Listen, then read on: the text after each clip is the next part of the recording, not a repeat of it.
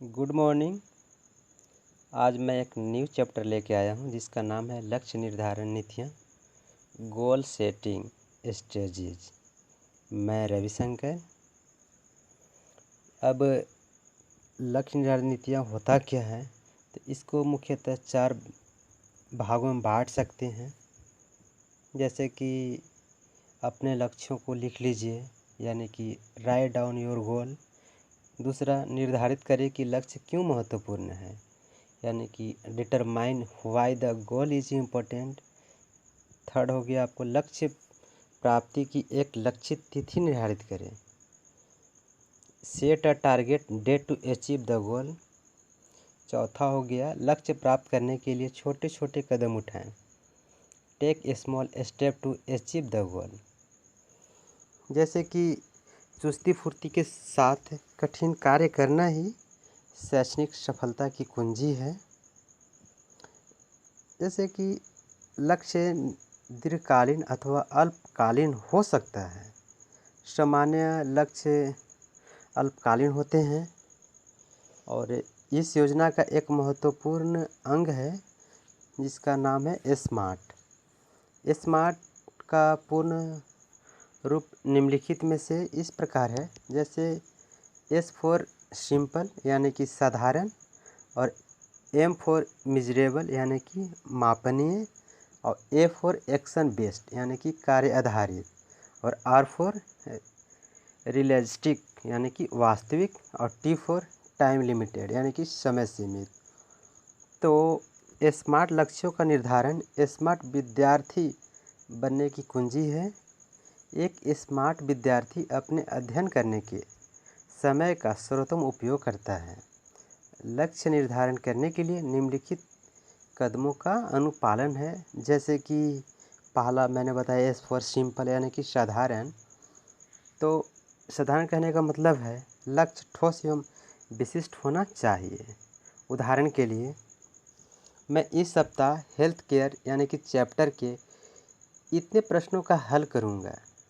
जैसे मैं 1 से 6 पृष्ठ पढ़ूंगा, या बोल सकते हैं मैं 1 से 4 पृष्ठ तक मैं नोट्स बनाऊंगा। उसी प्रकार दूसरा है एम फॉर मेजरेबल यानी कि मापनीय। मापनीय कहने का मतलब है निगरानी एवं मूल्यांकन कीजिए। इससे आपको पता चलेगा कि आप अपने लक्ष्यों को प्राप्त करने के लिए प्राप्त कर रहे हैं या नहीं कर रहे हैं, या फिर यदि अच्छा नहीं हो रहा है तो अपने लक्ष्य या अपनी कार्य योजना में परिवर्तन करने की आवश्यकता हो सकती है, और फिर आप लक्ष्य प्राप्त कर सकते हैं। तीसरा हो जाएगा ए फॉर एक्शन बेस्ड यानी कि कार्य आधारित। अपने लक्ष्यों के कथन में क्रियात्मक क्रियाओं का प्रयोग करें, यानी कि अपने लक्ष्यों के कथन में क्रियात्मक क्रियाओं का प्रयोग करें। जैसे कि शुक्रवार तक मैं इस कार्य को पूरा कर लूँगा।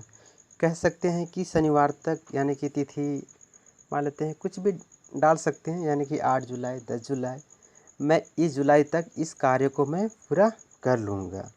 अब चले आइए आर फॉर रियलिस्टिक यानी कि वास्तविक।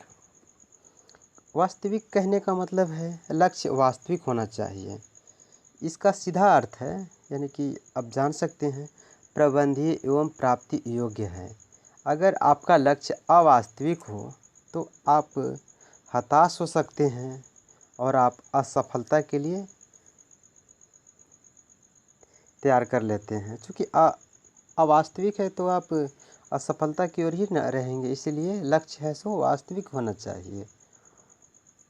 अब लास्ट हो गया टी फॉर टाइम लिमिटेड यानी कि समय सीमित। तो समय सीमित क्या है? तो लक्ष्यों को छोटे छोटे टुकड़ों में बांट लेना चाहिए। बांट ले, फिर लक्ष्य को प्राप्त करने के लिए समय सीमा निर्धारण करने, यानी कि एक समय बना ले कितना टाइम को करना है। समय सीमा निर्धारित करना संभव हो जाएगा। फिर कार्य योजना तथा समय तालिका बनाए, जिससे कि कोई भी मतलब साथ में इसका जो भी लाभ होगा उसको आप एक सूचित तरीक़ा से बना सकते हैं और उसको नोट्स कर सकते हैं। जैसे कि कोई भी मान लेते हैं कर रहे हैं कि हम इतना इतना टाइम में इस कार्य को कर लेंगे, तो उसी प्रकार सो आप उसको नोट्स बना लीजिए, ताकि आपको इतना टाइम में करेंगे तो हमको इतना लाभ होगा, ये होगा। उसी प्रकार से आप कर सकते हैं। उसी को बोलते हैं समय सीमित, यानी कि टाइम लिमिटेड। अब चले आइए उसी का, जब कोई किसी विशेष कार्य, यानी कि विशेष कार्य करने का मतलब है कि लक्ष्य को प्राप्त करने के लिए प्रतिबद्ध हो जाता है, तो उनका कार्य निष्पादन होता है। अगर कोई भी कार्य को अगर वो चाह रहा है कि हम हैं सो मतलब कर ही लेंगे, तो जब कोई किसी विशेष कार्य यानी कि लक्ष्य को प्राप्त करने के लिए अगर वो प्रतिबद्ध है, यानी कि पूरा एकदम लगन के साथ कर रहे हैं, तो वो काम को एकदम वो आसानी से पूरा कर ही लेगा किसी काम को। जैसे कि हमको पढ़ रहे हैं, मतलब कि नहीं मैं 12th में मैं इतना परसेंट लाऊंगा, तो आप अच्छा से अगर मेहनत कर रहे हैं तो आपको आएगा ही आएगा। अब यहाँ के हेल्थ केयर के बच्चे बोलेंगे नहीं हम इतना करेंगे तो करेंगे, क्योंकि